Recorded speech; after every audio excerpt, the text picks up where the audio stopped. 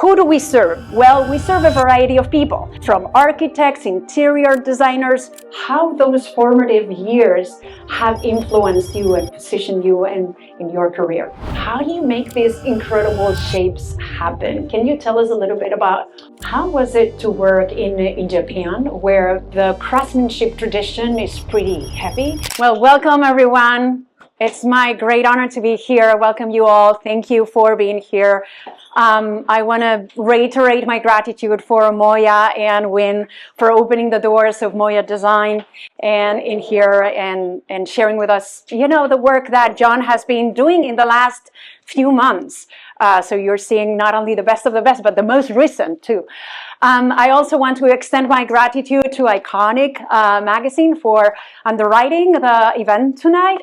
So thank you both, Tracy and Renee, for being here and supporting us. So the event tonight is going to be in 4 segments. The 3 first are going to go super fast. The 4th one is going to be a little bit slower. So first I'm going to introduce the museum, who we are, right? What are we doing here? What we do in the Architecture and Design Collection. Then I'm going to present a little bit in just a few flashes the work of John Vugrin. And then I'm going to speak about the exhibition that we are envisioning for fall of 2027. And finally, we're going to have a conversation with John. So I'll try to speed up on these 3 first things and then slow down with John. The AD&A Museum, the Art Design and Architecture Museum, is a university and teaching museum nested within the campus of UC Santa Barbara. And the museum has been, ongoing for a while. It was created in 1959, and it houses 2 collections. The collection of art, which is about 2,000 objects, and then what we call the jewel in the crown, which is the Architecture and Design Collection. It is a repository of 303 archives that depict the built environment or the history of the built environment from the late 19th century to today. And those 303 archives include original drawings, photographs, slides, analog materials, but also digital. And it's a collection that is housed in a climate control facility and that serves 26,000 students on campus, some of which study in the history of art and architecture and that are planning and plan to become architects, interior designers, builders, etc. So I would say that this collection, which is a collection of dreams, if you think about any architectural project, there's always a dream behind. And I like to see this collection as a collection of 303 archives of dreams. The mission of the Architecture and Design Collection is dual. We do 2 things that seem opposite, but we bring them together. We preserve these documents for generations to come and for sparking that inspiration. And then we also made these collections available. Anyone in the room, anyone who has an interest in these collections can come and use the collections and inspect them for free and stay there as long as they want.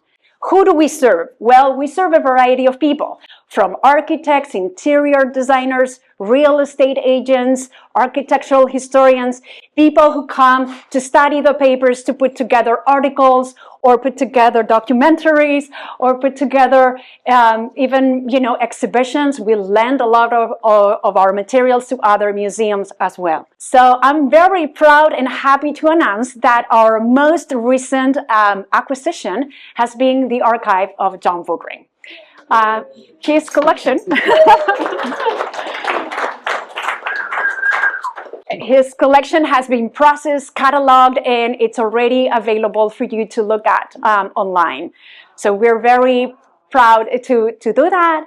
And as with other acquisitions, we put together exhibitions to be transparent about what we do. When we bring a new collection, we put together exhibitions to make them public. Now, with the case of John, we're interested in putting together an exhibition about his work for 2 additional reasons.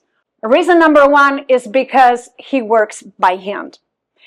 And his craftsmanship, as you've been able to see today in Moya Living, with some of the pieces that are on display, are embodying the time, the effort, the struggle that it is to overcome challenges, to inform material with intelligence, and that is becoming more and more rare. Or, sorry, I have trouble pronouncing rarer and rarer. And that's what brings his practice to the foreground today. The fact that each of his pieces are speaking about a personal struggle that connects us. In a way, we feel empathy when we see something that reminds us of what we're missing sometimes when we are prompting and getting the creativity kind of compressed. It has its advantages, but also we're missing kind of the human part. And that's very important for us as we work with papers and materials that are meant to be preserved for future generations. His process is really starting with the sketches. He produces his pieces by cutting out patterns, then he sculpts using performance board, and then he translates that into the materials that he uses.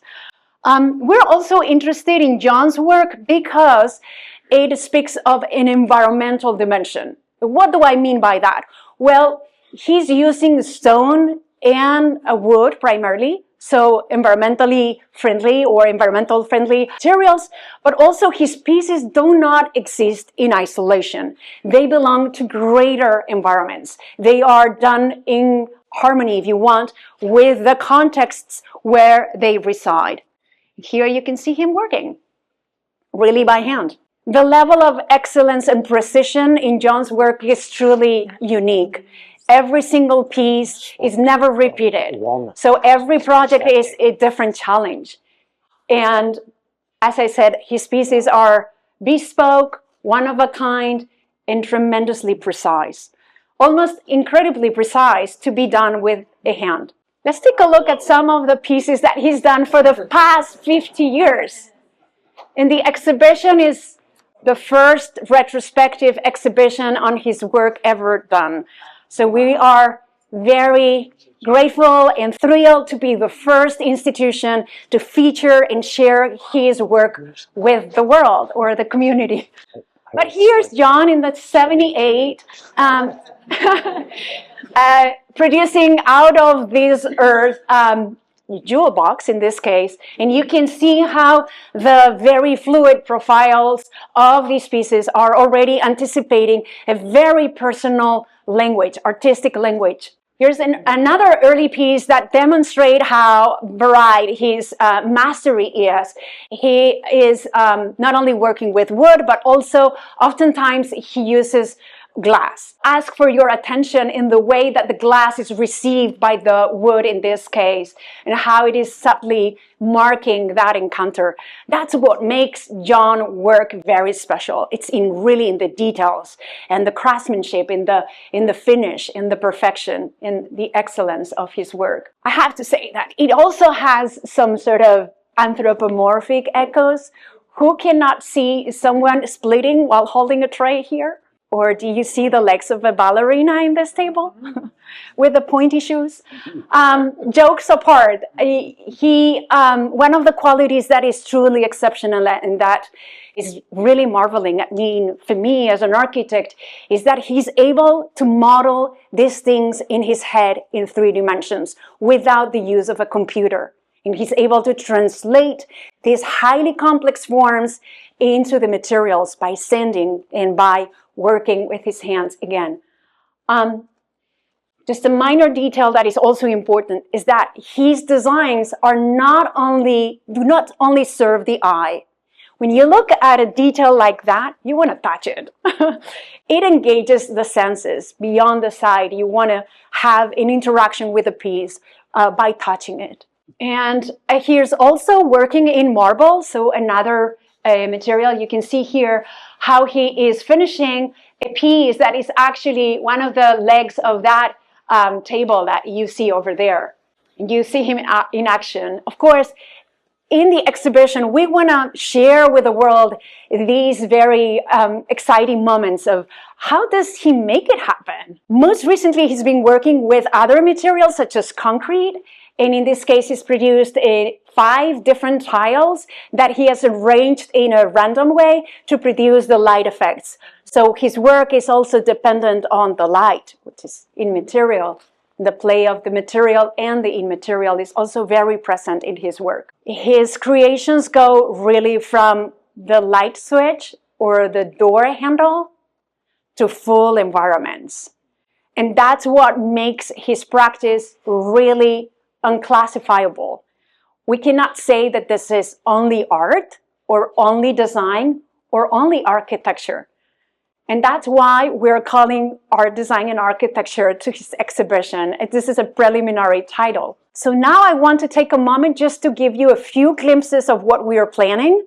We're extremely excited, as I said. The whole team at the museum, from curators to the registrar, design team, installers, are already involved in this exhibition to make this big dream happen. The exhibition is going to take place at the main gallery of the museum, which is the biggest or largest space in the museum. It's 2,075 square feet, 11 feet tall high ceilings.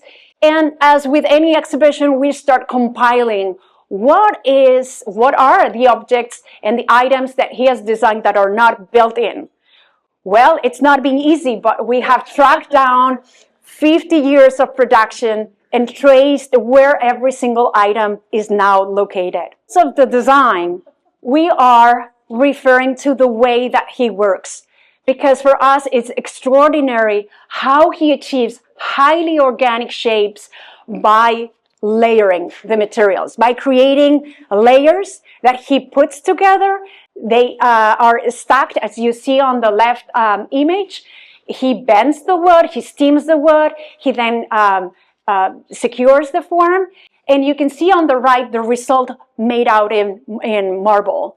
So the same process is followed with any material. With this idea of layering, which is such an architectural concept, we have come up with the idea of layering the exhibition space, creating a space that has theatrical screens dividing the space and serving as the backdrop for the different items that we are going to exhibit. This will be floor-to-ceiling screens where we will project the environments where these pieces are normally located. For us, it's very important that we bring into the museum what we cannot bring, which is the environments where these pieces reside, not to miss anything. And so here are just a few evocative images that we are using as a reference as we advance with the design. There will be instances in which some of these pieces will be hung from the ceiling and displayed on plexi layers as a way of not only emphasizing their sculptural qualities, but also raising them from the floor and bringing them to the eye level. They are also of the earth, so it's appropriate that we suspend them. And here's another evocative image of what we are intending to do. So if this resonates with you, if these ideas, the excitement with which we are working, the background support that we're finding in people like Moya, Win, Iconic Magazine, if you would like to see the name of your corporation, organization, office, or business associated with the quality, with the excellence, with the precision, the craftsmanship of John, we would be very happy to discuss with you ways in which you can be involved. I know that in the room there are people who are very interested in having behind-the-scenes tours, not only of this treasure trove of the collection, but also of homes. We would be very pleased to work with you in curating the experience that suits your needs and those of your clients, your partners, your networks. So if you're interested, there is a brochure that we have put together with laying out all the ideas of the exhibition and our plans, what we are trying to achieve. I'd be happy to share those with you or answer any questions that you may have at the end of this event. So thank you all for your attention. And now I would like to call John into the stage to have a conversation.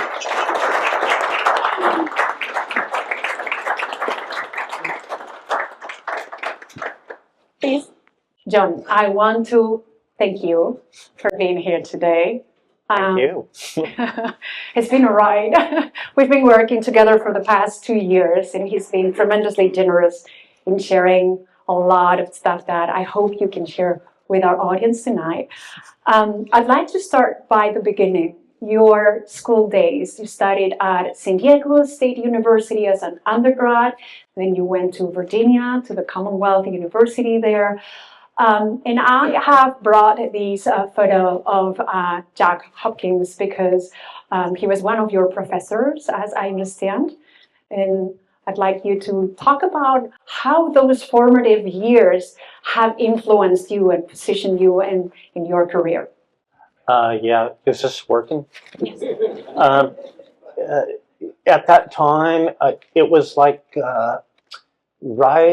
it was just exactly when the Vietnam War ended, and then the whole school was just full of people that had been using the university system to not get drafted. So there was a lot of older guys there that had been working in the shops and stuff for some of them for 10 years. And John Hopkins, there was just incredible craftsmen there and doing a lot of really incredible stuff. And you can see I'm still using his technique to do my work, but mostly with stone.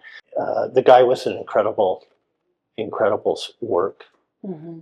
Most of it was lost in a fire, but there's still maybe 30 or 40 pieces that exist. Mm-hmm. Mm-hmm. Mm-hmm. That's amazing, and this is incredible work. Yeah, we can see the layering there already. Didn't he destroy that chair? Oh, yeah, I go back. Yes, he did. Which is something I always admired about him. Like, he didn't think that anything was so precious that he had to keep it for this and that. He'd chop it up and make something else out of it. Mm-hmm. He was also an incredible jeweler too. Mm-hmm. Mm-hmm. Have you considered doing jewelry? No. No. No. One of the things that I'd like to discuss with you is this idea of form and function. You produce highly sculptural pieces that need to be functional at the same time. What sort of compromises, if any, do you make to make sure that the piece remains and has this sculptural quality, but it is still functional? For me, the sculptural part is more important than the functional part, especially in my early days. But now, as you get a little bit older, I'm willing to make the compromise. And it's not so much of a compromise anymore, because as you get older and learn to do stuff better, that thing between the functionality and the design, I mean, you can work the two together, so it's kind of seamless. Was that a direction that was kind of encouraged during your days as a student, or? Yeah, they were more about the design. Okay. And at this time too, that kind of weird thing that happened, I don't know what it was called. It was like this architectural movement where, like, Window Castle made these tables, but they were like a lot of people that went off in this other direction, that the stuff was totally non-functional. Like Window Castle would make these tables, but you couldn't use them because they had like drapery that was made out of wood off the side, so they were just basically sculptures. They weren't functional in the least. Well, that's a great advantage when you're in school and you don't have to test like the chair. So we're all very curious about your process. How do you make these incredible shapes happen? Can you tell us a little bit about what is behind the scenes? Well, I had in the early days, there was two ways you could know. If you wanted to do something linear, I would use bend lamination, where you take really thin strips of wood and make a mold, and then you can bend them around and clamp them, and they'll stay that shape. And then if you wanted volume, you could stack laminate it. Mm-hmm. Did you have to steam them to No, you don't. You cut it thin enough so it'll make the bends. Because once you steam it, you've introduced moisture into the thing, and it conflicts with the gluing and stuff. Steaming is more like if you wanted to make that shape out of one solid piece, you would steam it and then put it in a mold. I find this like very performative. It could be an artwork in itself. It's really amazing. We actually were considering bringing something like that to the exhibition. That same piece that you saw in that picture with the cabinet. Like this is the piece here. Oops, there. Cabinet? That piece. Yeah, it's a cabinet. It opens up in the front. What a question. It says cabinet. Here's a spectacular piece that we're very, very happy to have at the museum already. John has reworked it to bring it to its former glory. This is how we found it in its original location. It had been hanging from the ceiling for over 4 decades. So you had to almost rebuild it from scratch. Yeah, because it was at Ken's house, and it's so dry out there, the wood shrunk so much. You bring about the name of Ken Kellogg. He's the architect with whom John has been working for over 30 years in many projects, not just the little house that you all know. But tell us a little bit about... This is how I met Ken. I was in this American Crafts Council exhibition, and he saw it and then contacted me, and he purchased the chair, and he loved it. He had it forever. Ken was like, I don't know what I'd be doing if I never met Ken, because he was just fantastic. And now that you bring up his name, I'm very curious to know, how did you negotiate your independence in terms of creativity with such a visionary architect who had very strong ideas of what he wanted? I don't know. He bought several pieces of furniture from me, and then I worked on a couple projects for him. And for some reason, he had enough respect for my design that he kind of let me do my own thing to a certain extent. To which extent do you think that you influenced him? I don't know if I influenced him. I think it's the other way around. The other way around. Yeah. What aspects do you think that were more useful to you that you learned from Ken?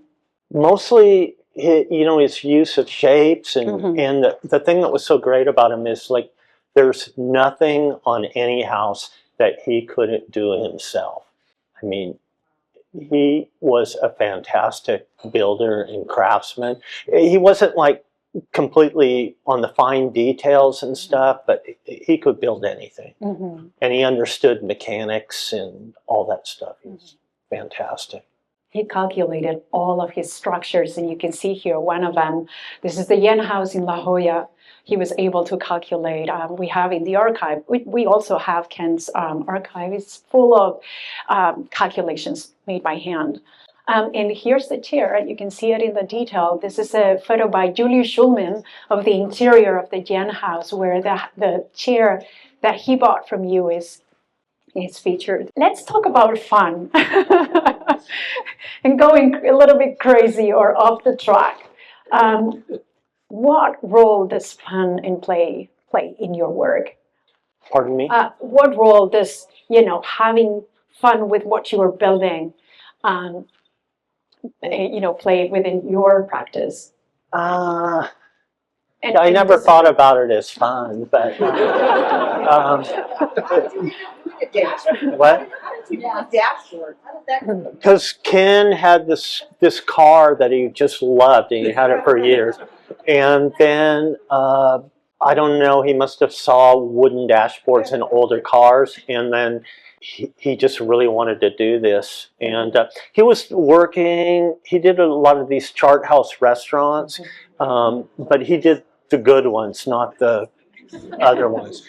And he had designs for this restaurant he was going to do in the harbor in New York, and it was fins, and that's another thing that Ken really liked, and he taught me, is that you can, not only does this thing have individual shapes, but the fins, the repetition of the forms another shape altogether, and he was really involved in that. That's the Penn's Landing restaurant in the... He is the model, yeah. Okay. Here's another house that Ken did, the Good House, for which you designed the kitchen. And I wanted to ask you about the relationship between your work, as we were talking about before. It's environmental in the sense that it relates to where it is.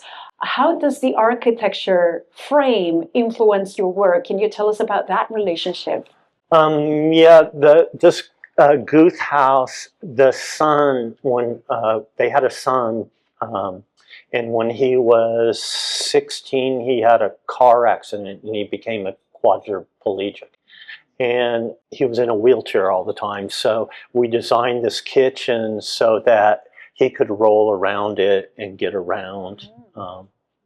This is the first project that I was kind of on my own doing for Ken, and the only thing I didn't like, I couldn't find curved glass. I used these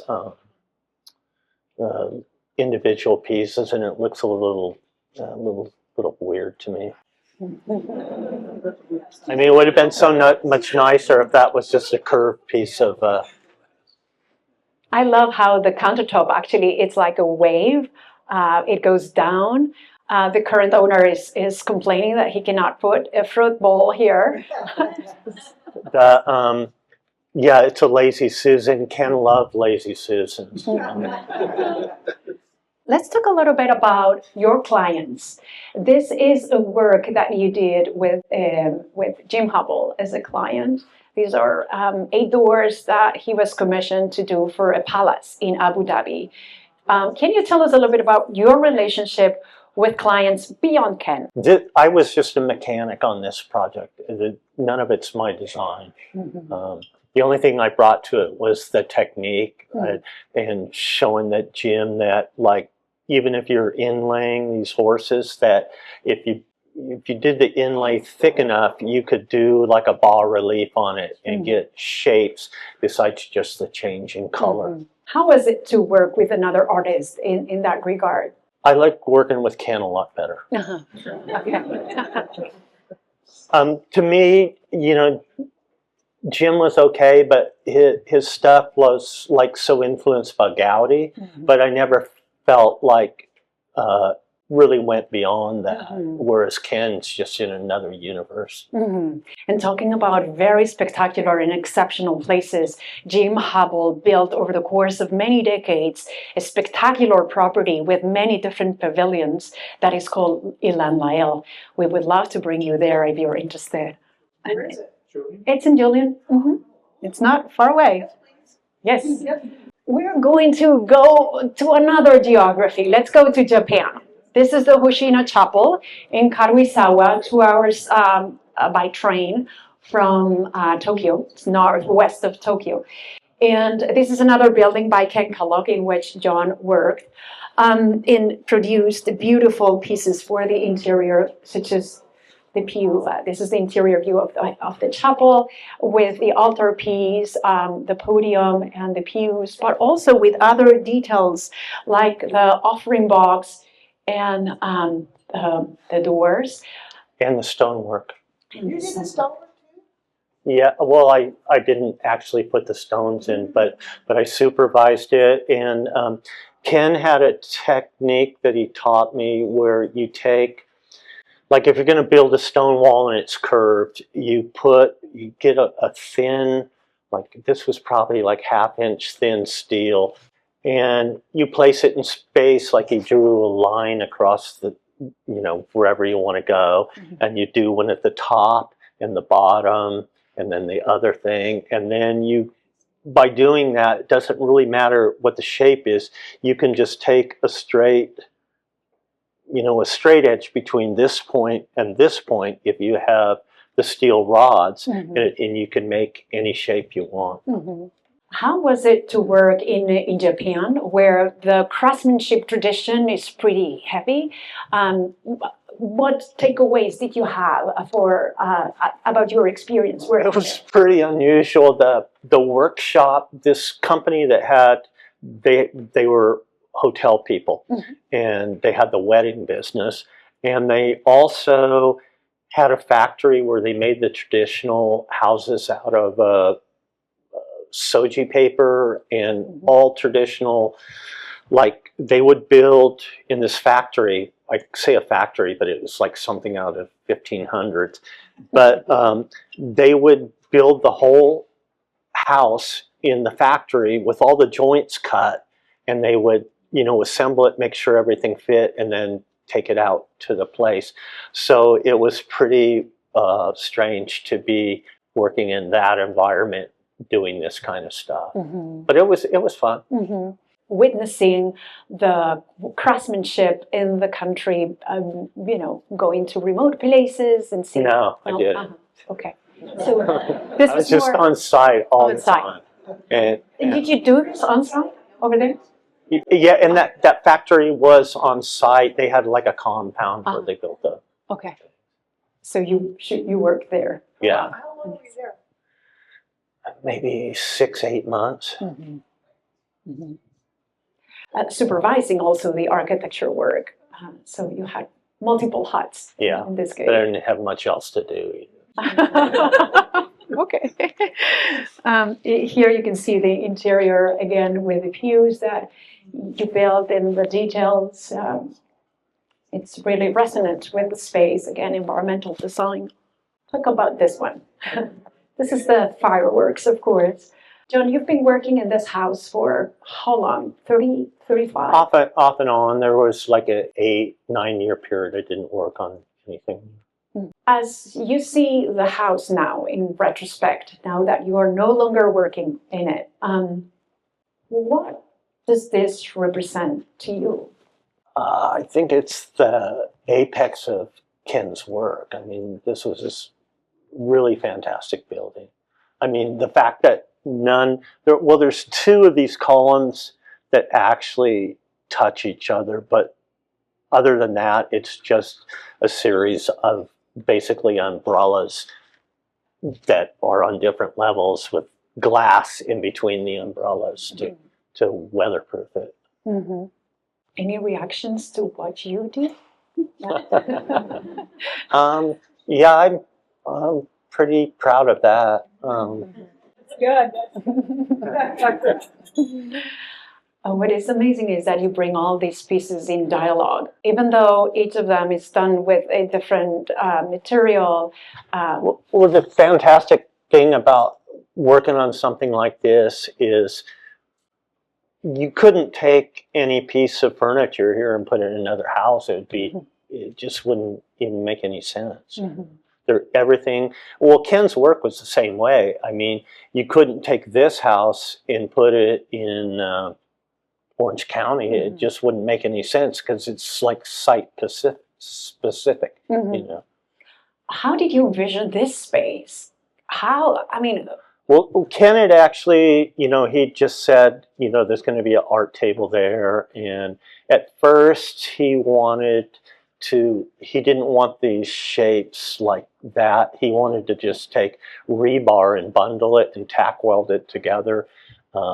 But the owners of the house they wanted a more polished thing. Incredible. We have some other photos.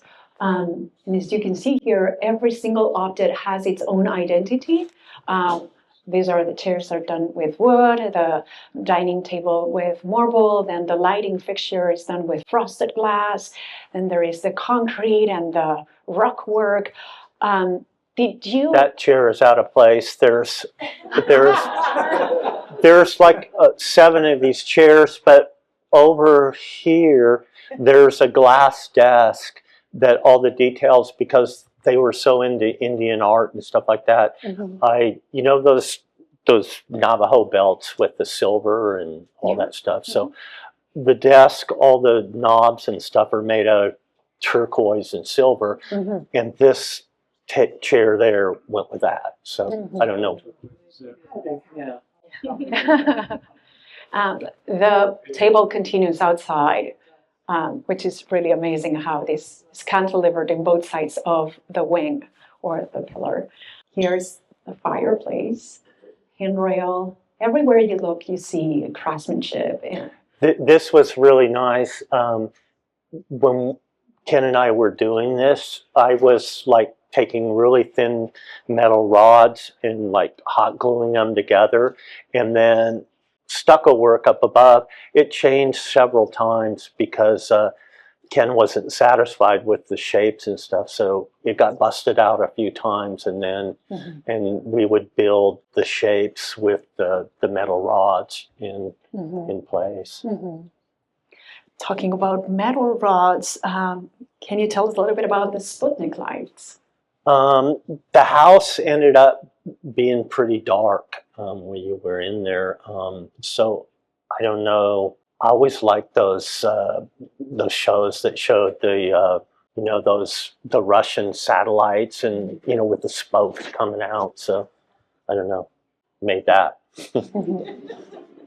This is not inflated plastic. This is carved marble.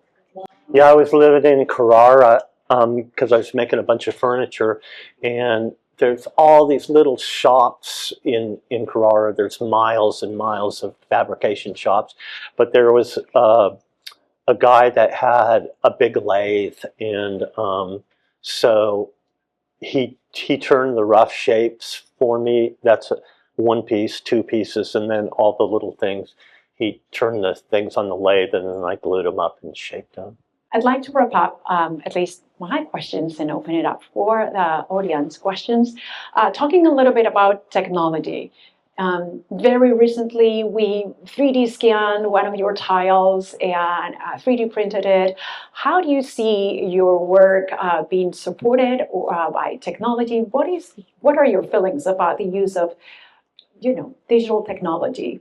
I like it for what it can do and stuff. It's just a matter of the cost factor, whether you can do it by hand for a more reasonable cost than having to have it scanned and then either CNC'd or whatever. It's just a matter of cost. If I had money was no object, yeah, I'd have the rough stuff cut out by a CNC machine. But it's a little different, like that table over there. When you're doing it by hand, you can, like, if you were to do like a part like that on a CNC machine, so first you'd have to do it on the computer, and then you'd have it cut out. But if you didn't like the shape a little bit, you would have to go back to the computer, and then you'd have to cut a new piece. Whereas, like when you're doing it by hand, you step back and look at it, and you can take a little bit more off here, a little bit off of there. You like the challenge.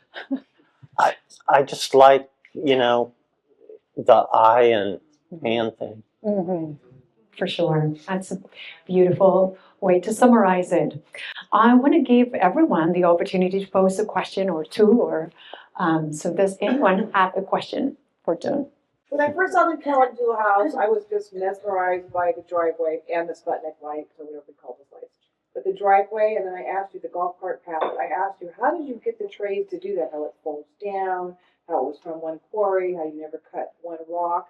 And I would like you to share the answer again with me, how you use non-trade professional people, and you just told them to, can you explain how you told them to do that pathway?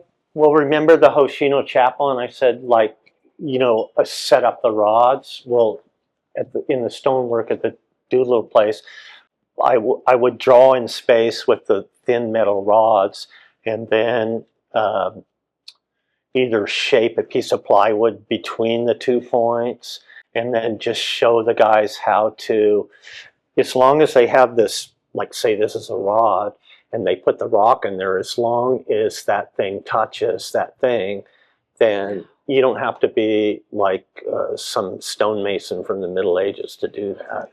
But you have to find the rock that has that curvature. Well, most of the rocks are just flat on one surface and they're jagged in the back, you know, but the ones that are important is like when you go up to this rod and you're going to this rod down to that rod, you have to, I would give them a bevel gauge and you'd have to go out to the pile of rocks till you found one that matched. And you used non like they weren't trained in No, making they were rock. laborers. And you and Ken kind of like that, right? You like hiring people that weren't trained. Well, I mean, if you could afford people that were like really super great, but you know, that's the thing on projects like that. The budgets are limited. You know, you can't use people that are $120 an hour for, you know, menial tasks. I got a question. When this is Dan's question too. I was noticing with your stuff, every time I look at it, I'm wondering, fasteners. Do you have some preferences for fasteners, or do you have some secrets, or I just won't give up the secrets, but what do you? I like using that. Fasteners, because you can't see any usually. I don't use many fasteners, but I love that West Systems epoxy.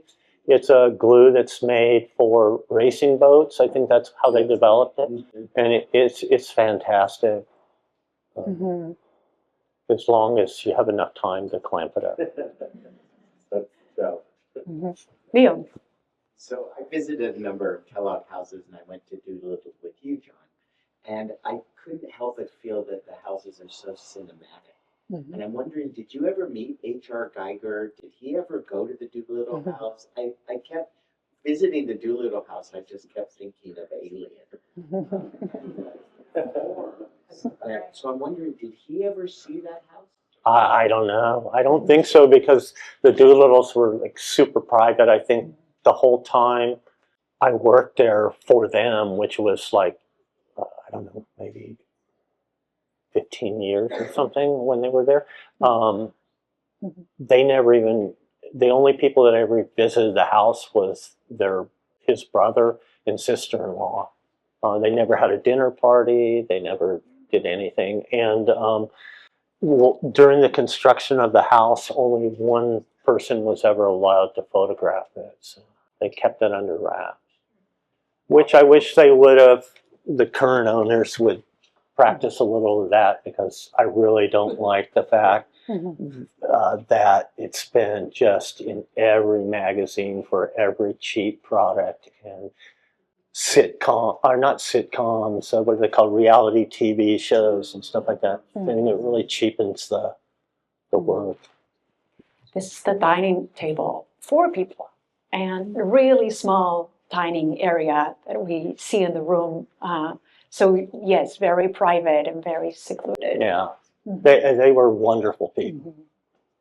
Where did you carve that vertebrae piece that's coming out? Where did you do that? Did you do that in Italy, or did you do that? I did that in France, but the marble was from Italy. It's Rosa Verona. If Josiah was here, he could explain it. And that looks like it's totally suspended. So is there like a steel? Yeah, in that column there's like a 4-inch hole that was drilled like 2 feet deep, and then there's a 4x4 square piece of steel tubing, and those pieces fit on the top. Go ahead. I would suspect that there was a particular bid, estimate, or budget involved in creating this. Is there? Well, the lady, Mrs. Doolittle, she was an artist, and she would make prints, and so the money flowed in at a certain rate, you know, and they just paid cash for all the labor and stuff. There was no mortgages or anything like that. As a follow-up question, as an artist fabricator, were there times that you were overly concerned, stressed, or anxious over how am I gonna make it work on this project financially? How am I gonna come out on this? I never worried about that with the Doolittles, but the second two owners, it was a real issue and a real drag. Yeah, they were very much this type of people who said, whatever it takes. They always told me, we've got plenty of time, just take your time and do your best work. Again, invested time in the pieces. Please, go ahead. How did you and Ken collaborate? Over dinner, on site? On site, mostly telephone. Yeah, he would just come in and out like a whirlwind. He would like come there, talk about it, and then he would leave. But he we kept on top of stuff. Mm-hmm. When we went to Japan to do the Hoshino Chapel, he said, "Well, I'm going to stay with you there for 2 weeks and get you all set up and all that stuff." And he stayed a day and a half. And the rest was just, if you guys can remember, fax machines. Mm-hmm. So you talk about this project, the Kellogg House being, or the Doolittle House being site-specific. So where did the inspiration come from? Was it coming from the Doolittles? Was it coming from Kellogg? Was it coming from you walking through the desert, looking at things, or? For me, it was coming from Ken's shapes because he had, the structure of the house, which was all him. So I was just trying to react to what he did. That was my job to follow his lead. Ken had tried to do this house in other projects, and he never got the client. The client was essential to support him. We have in the archive several structures where he was already dreaming of these wings, as we say, but he couldn't build them until the opportunity came. Go ahead. Was the glass company as genius as you in creating the fit? Yeah, I was living in San Diego at the time, and so I worked with this company called Carl's Glass, which was Bob and his two sons, and but they had, it was like nowadays, like Robin would know this, if you order glass, there's not one glass company anymore. There's two glass, like Liberty Glass, and every glass. There's no mom and pop shops anymore. It's like if you go to a glass company with your pattern, they're going to send it to Liberty Glass, but these people were cutting and shaping in their shop. So And you did the sandblasting yourself? yeah, I did all the sandblasting. Mm-hmm. You templated each piece of glass, correct? Yeah, Mm-hmm. I would template all week and then drop off a set of patterns and then pick up those patterns the next week and drop off another set. How many pieces of glass are there in the house? I think there's several thousand. All set by hand with caulking and glazing. Yeah, there's like a 1-inch slot, and then the rubber blocks, and but we were so lucky. This is before the Title 24 stuff came in, so we could use single pane glass, which you could never do anymore. Which as a permitting wasn't a nightmare like today. It was pretty. When I got ready for the final inspection, I think it was like 9 months of, punch list. You talked about using your hand and eye a lot when you're making a piece. How often is your end product different than what your initial design is? It's usually every time it's different because as I'm going along, like the drawing I start with isn't necessary, like where all the feet would go or the connections, but the shapes, the whole time I'm doing it, I'm changing the shape. But I mean, it's within the ballpark, it's not like I'm sculpting a horse and it came out with a dog or something. But you know, I'm just reacting to the shapes that you see, and it'd be like making a painting. You know, you'd make some lines and stuff, and then change Do it. you always go in with a design, or sometimes you just start with one piece and just It's go from pretty. there? It's basic, like that table there. The plan view is just a couple lines, and then where every leg would be, I would do a radial thing, but this is like full size.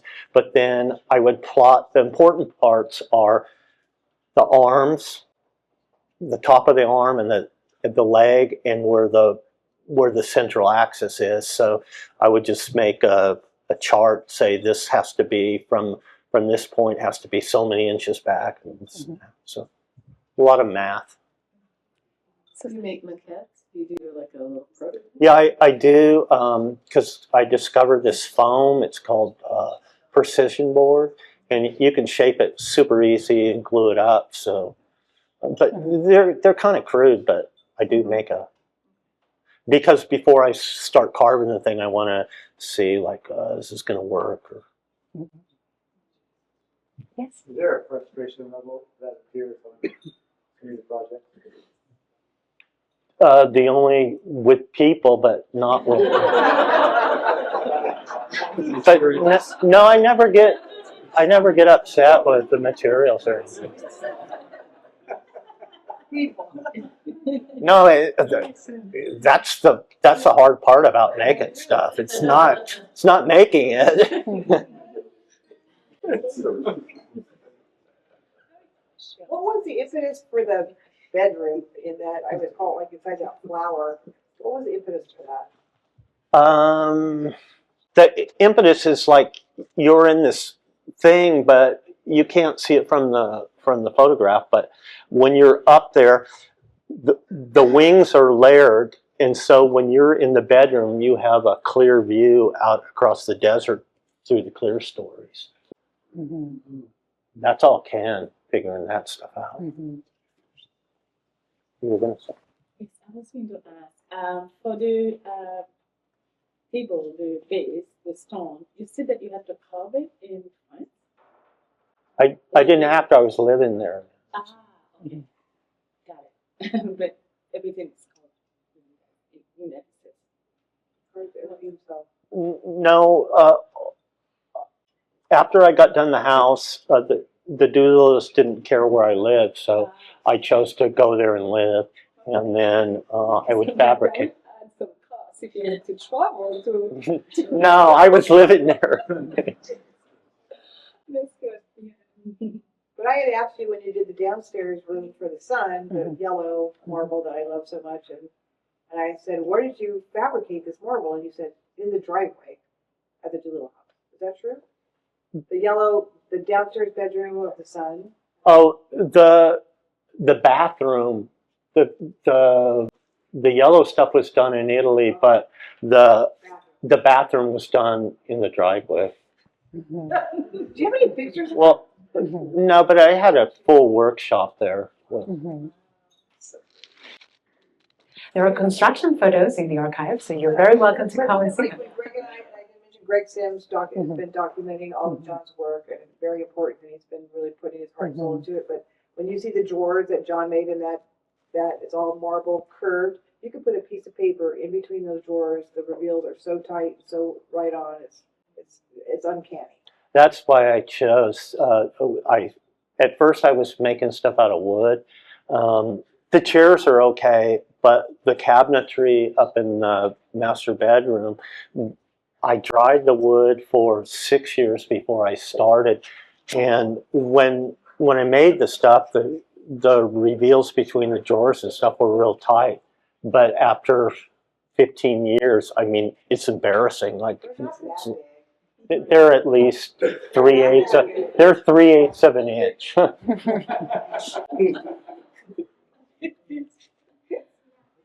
Well, thank you all, and thank you, John, for everything. Let's give him a round of applause.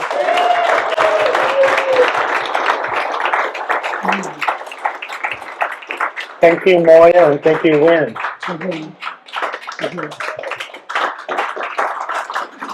And Silvia.